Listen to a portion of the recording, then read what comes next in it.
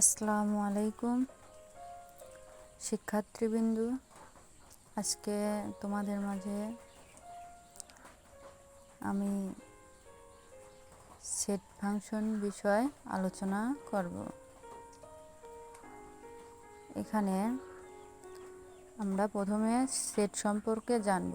Set কি? Set শব্দটি আমাদের সুপরিচিত, যেমন ডিনার সেট, স্বাভাবিক সংখ্যার সেট, মূলদ সংখ্যার সেট ইত্যাদি। বিজ্ঞানীর সেটের ব্যবহার ব্যাপক। জার্মান গণিতবিদ জস ক্যান্টর 1844 থেকে 1918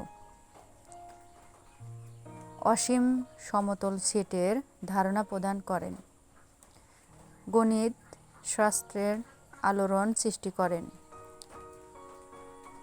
এখানে আমরা সেট সম্পর্কে জানব। সেট কি?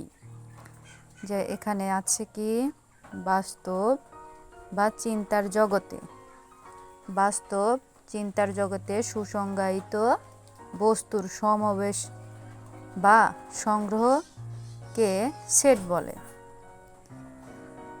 যেমন এখানে আরেকটু লেখা যেত, তো অত বিস্তারিত আমি লিখি নাই।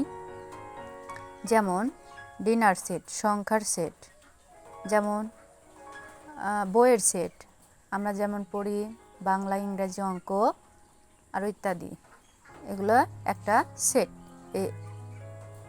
এখানে সেটকে সাধারণত